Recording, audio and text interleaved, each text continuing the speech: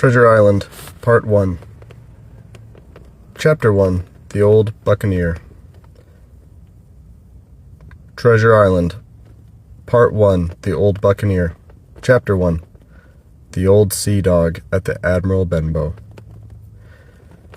Squire Watrelli, Dr. Trix, and the rest of these gentlemen having asked me to write down the whole particulars about Treasure Island, from the beginning to the end, keeping nothing back but the bearings of the island, and that only because there is still treasure not yet lifted, I take up my pen in the year of grace 1700, and go back to the time when my father kept the Admiral Benbow Inn, and the brown old seaman, with the saber cut, first took up his lodging under our roof.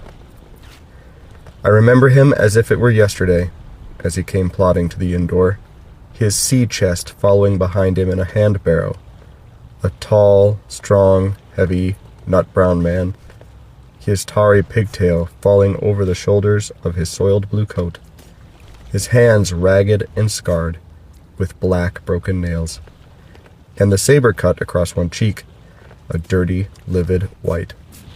I remember him looking round the cove and whistling to himself as he did so, and then breaking out in that old sea song that he sung so often afterward.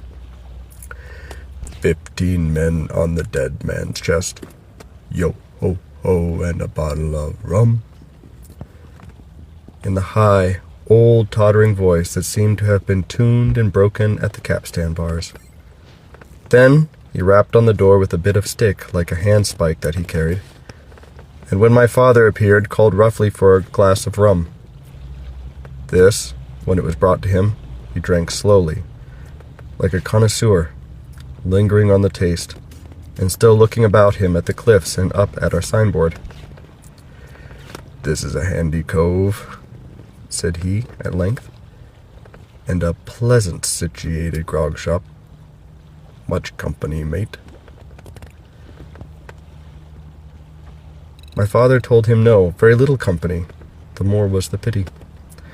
"Well then," said he, "this is the berth for me.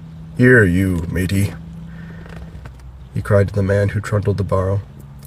"Bring up alongside and help up my chest. Well, I'll stay here a bit," he continued. "I'm a plain man. Rum and bacon and eggs is what I want. And the head up there for to watch ships off. What you might call me? You might call me captain. Oh, I see what you're at. There." And he threw down 3 or 4 gold pieces on the threshold. "You can tell me when I've worked through that," said he, looking as fierce as a commander. And indeed, bad as his clothes were, and coarsely as he spoke, he had none of the appearance of a man who sailed before the mast, but seemed like a mate or skipper, accustomed to be obeyed or to strike. The man who came with the barrow told us the mail had set him down the morning before at the Royal George, that he had inquired what inns there were along the coast, and, hearing ours well spoken of, I suppose, and described as lonely, had chosen it from the others for his place of residence. And that was all we could learn of our guest. He was a very silent man by custom. All day he hung round the cove, or upon the cliffs, with a brass telescope. All evening he sat in a corner of the parlor next to the fire, and drank rum and water very strong. Mostly he would not speak when spoken to, only look up sudden and fierce, and blow through his nose like a foghorn, and we and the people who came about our house soon learned to let him be. Every day, when he came back from his stroll, he would ask if any seafaring men had gone by along the road. At first we thought it was the want of company of his own kind that made him ask this question, but at last we began to see he was desirous to avoid them. When a seaman did put up at the Admiral Benbow, as now and then some did, making by the coast road for Bristol, he would look in at him through the curtained door before he entered the parlor, and he was always sure to be as silent as a mouse when any such was present.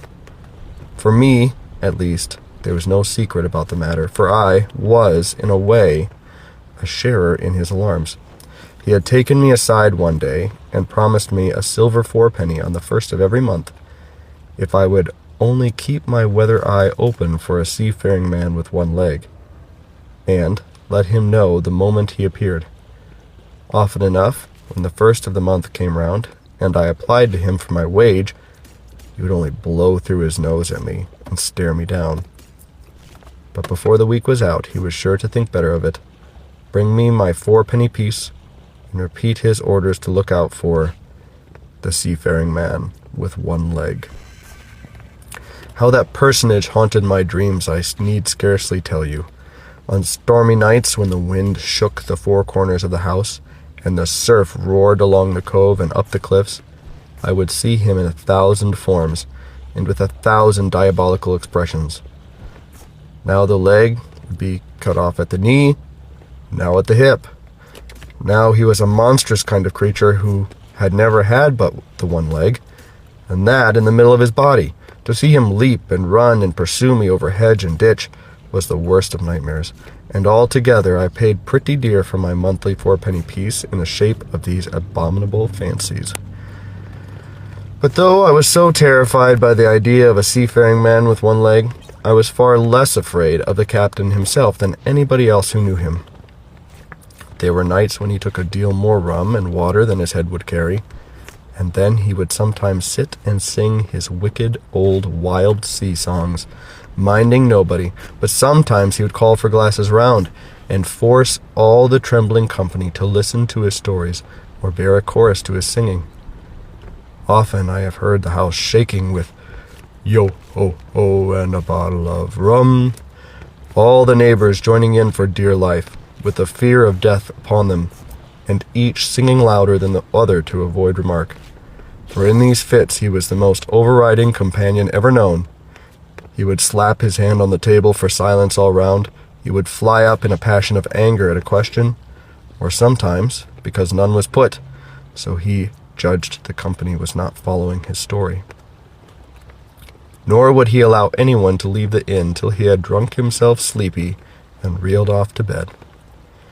His stories were what frightened people worst of all. Dreadful stories they were, about hanging, and walking the plank, and storms at sea, and the dry Tortugas, and wild deeds in places on the Spanish Main. By his own account, he must have lived his life among some of the wickedest men that God ever allowed upon the sea, and the language in which he told these stories shocked our plain country people almost as much as the crimes that he described.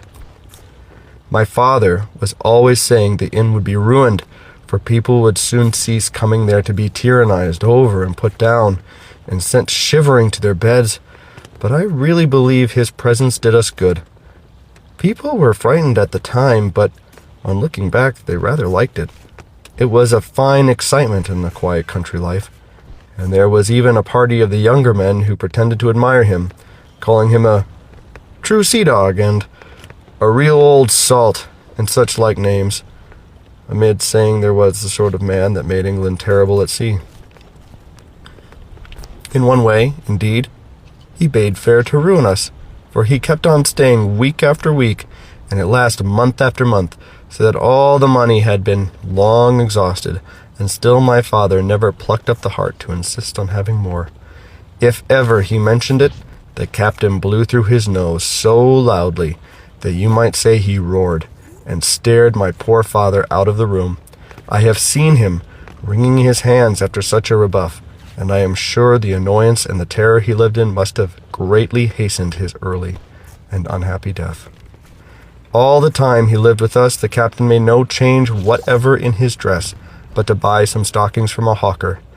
One of the cocks of his hat having fallen down, he let it hang from that day forth, though it was a great annoyance when it blew. I remember the appearance of his coat, which he patched himself upstairs in his room, and which, before the end, was nothing but patches. He never wrote or received a letter, and he never spoke with any but the neighbors, and with these, for the most part, only when drunk on rum. The great sea chest none of us had ever seen open.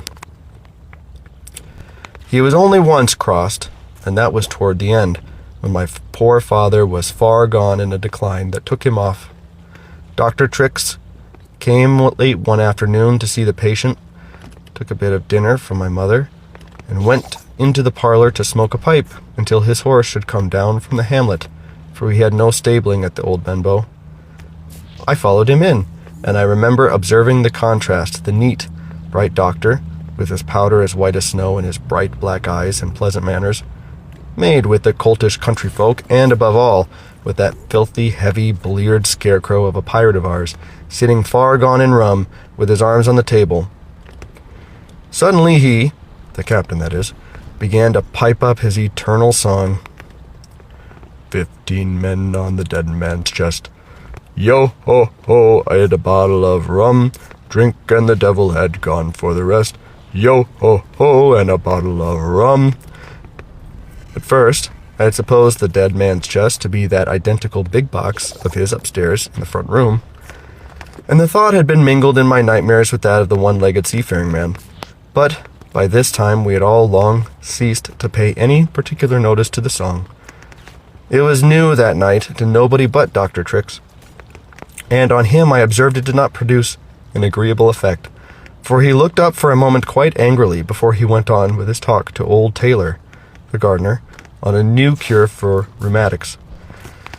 In the meantime, the captain gradually brightened up at his own music, and at last flapped his hand upon the table before him in a way we all knew to mean silence. The voices stopped at once, all but Dr. Trix's. He went on as before, speaking clear and kind, and drawing briskly at his pipe between every word or two. The captain glared at him for a while, flapped his hand again, glared still harder, and at last broke out with a villainous low oath. "Silence, there, between decks!" "Are you addressing me, sir?"